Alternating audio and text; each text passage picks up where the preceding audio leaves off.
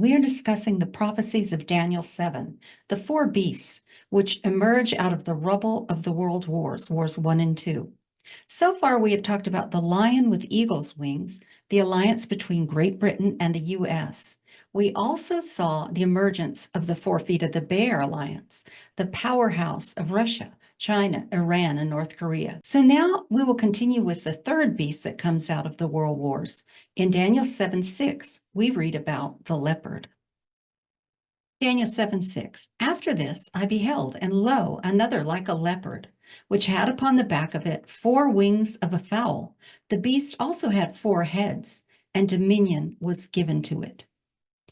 The leopard is more difficult to explain because it is the last alliance to form, and it is still forming. Notice that the leopard has 4 heads.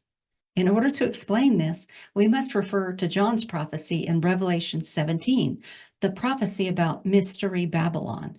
There you will see that the woman, Mystery Babylon, is riding a beast, and the beast has 7 heads. So let's do a quick review of the beast of Mystery Babylon and find out about the 7 heads. In Revelation 17, an angel takes the Apostle John out into the wilderness and shows him a vision of a beast with 7 heads. The very famous woman, Mystery Babylon, is riding the beast. Revelation 17:5. And on her, the woman's forehead, was a name written, Mystery Babylon the Great, the mother of harlots and abominations of the earth. The woman is the spirit of Babylon, or Babel. Do you remember the story of the Tower of Babel? It has played a crucial role in history and even to our present day. The story is that the people of the world were all gathered together and they decided to build a tower up to heaven and make a name for themselves. These people wanted to unite the world to remove God from their lives. Sound familiar? This is the spirit of Babylon, human rule without God, humanism. The woman Babylon is the spirit of humanism, humans without God. Now in Revelation 17:3, we see that the woman, Mystery Babylon, is riding a beast with 7 heads. This is what we want to talk about today because Daniel tells us that the leopard has 4 heads. So we can look in Revelation 17 where we will be able to determine what the Bible means by 7 heads. What are these heads? The angel in Revelation 17 tells us. In Revelation 17:9 and 10, the angel tells John, the 7 heads are 7 mountains upon which the woman sits, and there are 7 kings. Mountains in the Bible are great kingdoms or powers on the earth. Notice that Revelation 17 tells us that for these 7 heads or mountains, there are 7 kings. These mountains are kingdoms. A head is a mountain, and a mountain is a kingdom. This is the Bible symbolism. These 7 heads or world powers begin with Egypt, the nation that enslaved the Jews in the days of Moses. Then the second world empire is Assyria.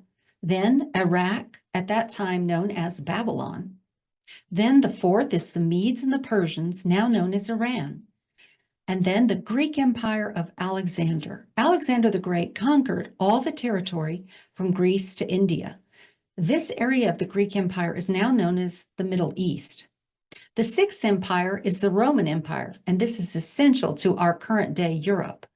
The 7th head or kingdom of Babylon is a matter of debate among prophecy scholars, but there's no need for debate because the 7th head is shown in this very book of Daniel, chapter 7. We'll get to it. So to get back to our point, our alliance, the leopard, is made up of 4 of these heads or past world empires. This is what helps us identify the leopard. The 4 heads that make up the leopard are the Roman Empire, the European Union, the Greek Empire, which is the Middle East, Assyria, and Iraq. This union is still forming and will not be fully formed until after the beginning of the 7-year period of tribulation. So how did the leopard formation begin? Well, before the wars, Europe was a group of separate countries. But after World War II, the leopard began to form. After World War II, the European Common Market began to form. Then it became the European Union, the EU. Since that time, Middle Easterners have been pouring into the European Union, some legally and some illegally. This melting pot of peoples will result in an alliance between Europe and the Middle East, two of the heads, the Roman Empire and the Greek Empire. This alliance will occur after the beginning of the tribulation. How do I know that? Well, we will speak much more about this in future prophecies, but know that when the eagle's wings, the U.S., when the wings are clipped, there will be a great void in world power. At that time, AntiChrist will come to the stage, and as we will see when we study Daniel 8, 8 and 9, AntiChrist will be from the Middle East. Without the power of the U.S.'s military support, Europe will be weak and succumb to the power of Antichrist. Therefore, Europe will be forced to unite with the Middle East and bow to the leadership of Antichrist. This is the Leopard Alliance. Now, at this early part of the tribulation, Antichrist will not be yet ruling the world, but he will rule over the leopard, the Middle East and the European alliance. His rule over the leopard will be his beginning. But notice that before it is all over, Antichrist and the leopard will have dominion. As the scripture says, dominion will be given to the leopard. So at this point, we see our three alliances, the lion with eagle's wings, England and the US, and the bear, the 4 feet of the bear, Russia, China, Iran, and North Korea. And then the leopard, Europe united with the Middle East under Antichrist. These events are underway in our world today. Formation is happening. And next time, the end time beast of Revelation will make his first appearance in Daniel 7. This is the 4th beast to rise out of the world wars of the Mediterranean Sea. So please keep listening and sharing. You have not heard these things before. I hope you will return. And also, please subscribe and comment. I am trying to respond to your comments as they come in. So see you then.